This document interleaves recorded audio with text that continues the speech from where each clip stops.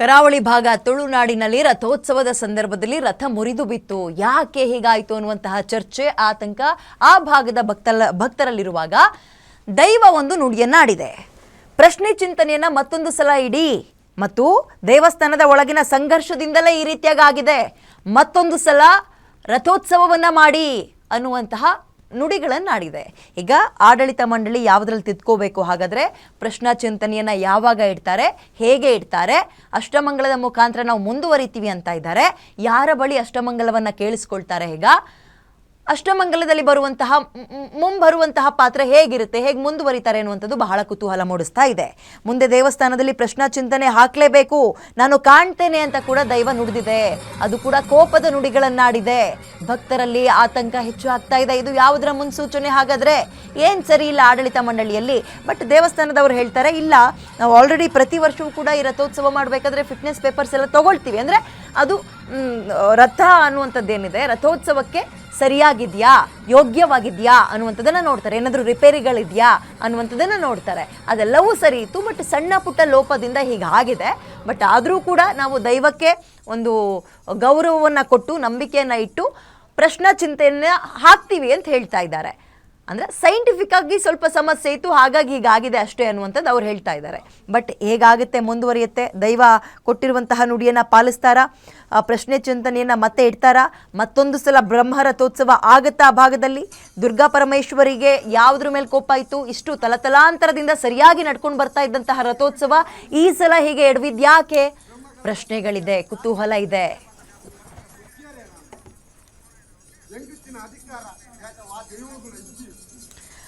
Okay, ಇದ್ರ ಬಗ್ಗೆ ಮಾತನಾಡಲಿಕ್ಕೆ ಭಕ್ತರು ಮಹಿಮ್ ಹೆಗ್ಡೆ ಮುಲ್ಕಿ ಅಂತ ನಮ್ಮ ಜೊತೆ ಇದ್ದಾರೆ. ಸರ್ ನಮಸ್ತೆ, ನನ್ನ ಧ್ವನಿ ಕೇಳಿಸ್ತಾ ಇದೆಯಾ?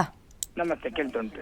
ಈ ರಥ ಕೆಳಗೆ ಬಿದ್ದಿದ್ದಕ್ಕೆ, ದೈವ ಆಡಿರುವ ನುಡಿಗೆ ನಿಮ್ಮ ಅಭಿಪ್ರಾಯ ಏನು ಸರ್? ನನ್ನ ಅಭಿಪ್ರಾಯದಲ್ಲಿ ರಥ ಆಗಿರುವುದಕ್ಕೂ ದೈವ ನೋಡುವುದಕ್ಕೂ ಏನೂ ಸಂಬಂಧ ಇಲ್ಲ. ರಥ ಆಲ್ರೆಡಿ ಲಾಸ್ಟ್ ಇಯರ್ ಅದರಲ್ಲಿ ನಾವು ಅದೇ ಚಕ್ರ ಒಂದು ಗುರಿಗೆ ಬಿದ್ದು ಸೈಡಲ್ಲಿ ಆಲ್ರೆಡಿ ಕ್ರ್ಯಾಕ್ ಆಗಿತ್ತು. ಯಾರು ನೋಡಿಲ್ಲ, ಅದು ಏನು ಹುಳಾಗಿದ್ದ ಏನೋ ಒಂದು ಆಗಿತ್ತು, ಬಟ್ ಯಾರು ನೋಡಿಲ್ಲ, ಮೇಂಟೆನೆನ್ಸ್ ಅದು ಆಗಲಿಲ್ಲ. ಆದ ಕಾರಣ ಈ ವರ್ಷ ಅದು ಸ್ಟಾರ್ಟಿಂಗ್ ಅಲ್ಲಿ ಅದು ಕಟ್ಟಾಗಿ ಬಿತ್ತು. ಅದಕ್ಕೆ ಏನು ಕನೆಕ್ಷನ್ ಅಂತ ಕಾಣ್ತಾ ಇಲ್ಲ ನನಗೆ. ಅಂದ್ರೆ ಮೇಂಟೆನೆನ್ಸ್ ಸರಿ ಇರಲಿಲ್ಲ, ಹಾಗಾಗಿ ಪ್ರಾಬ್ಲಮ್ ಆಗಿದೆ ಅಂತನಾ? ಮೇಂಟೆನೆನ್ಸ್ ಇಲ್ಲದ ಅದು ಹಾಗಾಗಿದ್ದಿದೆ. ಬಟ್ ಈಗ ಆಗಿದ್ದಕ್ಕೂ ದೈವ ನೋಡಿದಿರೋದು ನಿಮ್ಮಲ್ಲಿ ಏನೋ ಪ್ರಾಬ್ಲಮ್, ನಿಮ್ಮಲ್ಲಿ ಅಂದ್ರೆ ಭಕ್ತರಲ್ಲಿ ಅಲ್ಲ, ಆಡಳಿತ ಮಂಡಳಿಯಲ್ಲಿ ಸಮಸ್ಯೆ ಇದೆ, ಅದನ್ನ ಸರಿ ಮಾಡ್ಕೊಳ್ಳಿ, ಇನ್ನೊಂದ್ಸಲ ಬ್ರಹ್ಮರಥೋತ್ಸವ ಎಲ್ಲ ಮಾಡಿ ಅಂತ ಹೇಳಿದ್ಯಂತಲ್ಲ, ಅದಕ್ಕೆ? ಇಲ್ಲ ಸರ್, ಬ್ರಹ್ಮರಥೋತ್ಸವ ಈಗ ಬ್ರಹ್ಮರಥೋತ್ಸವ ಆಗ್ಲೇಬೇಕು. ವರ್ಷ ಬ್ರಹ್ಮರಥೋತ್ಸವ ಆಗುತ್ತೆ. ಈ ಬರುವ ವರ್ಷ ಮಾತ್ರ ಆಗ್ಲಿಕ್ಕೆ ಕಷ್ಟ ಉಂಟು. ಯಾಕಂದ್ರೆ ಬ್ರಹ್ಮರಥೋತ್ಸವ ನೆಕ್ಸ್ಟ್ ಇಯರ್ ಆಗ್ಲಿಕ್ಕೆ ಕಷ್ಟ ಉಂಟು. ಯಾಕಂದ್ರೆ ರಥ ರೆಡಿ ಆಗಿರ್ಬೇಕು. ಬ್ರಹ್ಮರಥ ರೆಡಿ ಆಗ್ಬೇಕಾದ್ರೆ ಟೈಮ್ ತಗೊಳ್ತದೆ. ಸುಮಾರು 6 ತಿಂಗಳು ಮರವನ್ನು ನೀರಲ್ಲಿ ಹಾಕ್ಬೇಕು, 6 ತಿಂಗಳು ಎಣ್ಣೆ. Okay okay okay okay sir, ಮುಂದುವರಿಸಿ, ಕೇಳಿಸ್ತಾ ಇದೆ. ಮಹಿಮ್ ಹೆಗ್ಡೆ ಅವರೇ, ನನ್ನ ಧ್ವನಿ ಕೇಳಿಸ್ತಾ ಇದೆಯಾ? ಇಲ್ಲ, ಪುನಃ ಪ್ರಯತ್ನ ಪಡೋಣ. ಓಕೆ, ಇದೀಗ ಟೆಕ್ನಿಕಲ್ ಇಶ್ಯೂ ಇಂದ ಹಾಗಾಗಿದೆ, ಮೇಂಟೆನೆನ್ಸ್ ಸರಿಯಾಗಿರಲಿಲ್ಲ, ಹಾಗಾಗಿ ರಥ ಕೆಳಗೆ ಮುರಿದು ಬಿದ್ದಿದೆ. ಅದ್ರ ಬಗ್ಗೆ ಅದನ್ನು ಸರಿ ಮಾಡ್ಕೊಳ್ತೀವಿ ಅಂತ ಭಕ್ತರು ಹೇಳ್ತಾ ಇದ್ದಾರೆ. ಅದರ ಜೊತೆಗೆ ರಥವನ್ನು ಕೂಡ ಏಕಾಏಕಿ ಎಲ್ಲೋ ಅದು ಅಂಗಡಿಲಿ ಸಿಗುವಂತಹ ವಸ್ತು ಅಲ್ಲ, ಹೋಗಿ ದುಡ್ಡು ಕೊಡ್ತೀನಿ ತೊಗೊಂಡು ಬರ್ತೀನಿ ಅನ್ನೋಕ್ಕೆ ಅದಕ್ಕೆ ಅದರದ್ದೇ ಆದಂತಹ ವಿಧಿವಿಧಾನ ಇದೆ. ಅದನ್ನು ಏರ್ಪಾಡು ಮಾಡೋಕ್ಕೆ ಏನಿಲ್ಲ ಅಂದರೂ ಕನಿಷ್ಠ 6 ರಿಂದ 8 ತಿಂಗಳು ಟೈಮ್ ಬೇಕು. ಇದೆಲ್ಲವನ್ನ ಸಮಯ ನೋಡ್ತೀವಿ ಅಂತ ಭಕ್ತರು ಹೇಳ್ತಾ ಇದ್ದಾರೆ. ಸೊ ಇಲ್ಲೇ ಕೆಲವೊಂದು ಗೊಂದಲಗಳಿದೆ.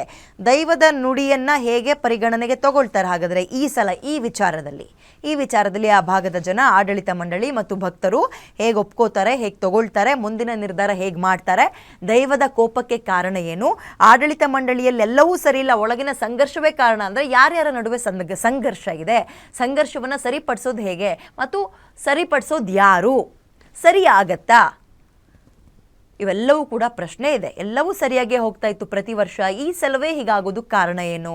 ವೈಜ್ಞಾನಿಕವಾಗಿ ಕಂಡಾಗ ಚಕ್ರದಲ್ಲಿ ಏನೋ ಸಮಸ್ಯೆ ಇತ್ತು, ಚಿಕ್ಕ ಪುಟ್ಟ ವಿಚಾರಗಳನ್ನು ನಾವು ನೆಗ್ಲೆಕ್ಟ್ ಮಾಡಿದೆ, ಇದೆಲ್ಲದಕ್ಕೂ ಕಾರಣ ಅಂತ ಹೇಳ್ತಾ ಇದ್ದಾರೆ. ಬಟ್ ಆಳವಾಗಿ ದೈವದ ವಿಚಾರ ಅಂತ ತಗೊಂಡಾಗ ದೈವ ನುಡಿದಿರೋದೇ ಬೇರೆ ರೀತಿಯಲ್ಲಿ.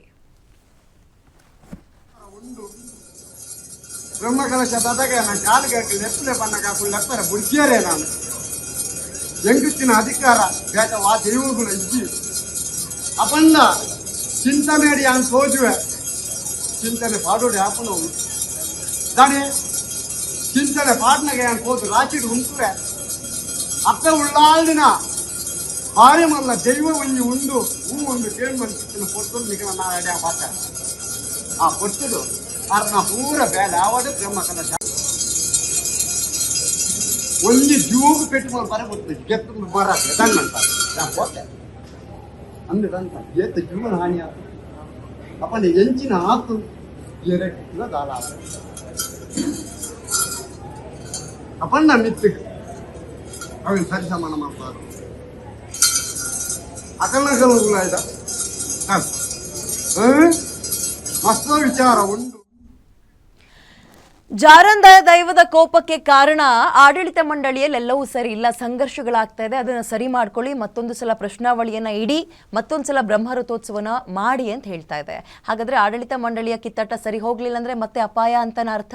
ದೈವ ನೇಮದಲ್ಲಿ ದೈವಗಳ ಆಕ್ರೋಶ ಕಂಡು ತಂತ್ರಿಗಳಿಗೂ ಮತ್ತು ಭಕ್ತರಿಗೆ ಆತಂಕ ಕಾಡ್ತಾ ಇದೆ. ಪ್ರಶ್ನಾವಳಿಯನ್ನ ಯಾವಾಗ ಇಡ್ತಾರೆ, ಮತ್ತೊಂದು ಸಲ ರಥೋತ್ಸವ ಅಂದ್ರೆ ಯಾವಾಗ ನಡೆಯುತ್ತೆ, ಯಾವಾಗ ಜರುಗತ್ತೆ, ಇವೆಲ್ಲವೂ ಕೂಡ ಪ್ರಶ್ನೆಯಾಗಿ ಉಳ್ಕೊಂಡಿದೆ. ಉತ್ತರ ಸಿಗಬೇಕು ಅಂದ್ರೆ ಅಷ್ಟಮಂಗಲದ ಮುಖಾಂತರ ಮೊರೆ ಹೋಗಬೇಕು. ಉತ್ತರ ಏನು ಸಿಗತ್ತೆ, ಮುಂದಕ್ಕೆ ಇದನ್ನು ಹೇಗೆ ಸರಿ ಮಾಡ್ಕೊಳ್ತಾರೆ ಅನ್ನುವಂಥದ್ದು ಕುತೂಹಲ ಮೂಡಿಸ್ತಾ ಇದೆ.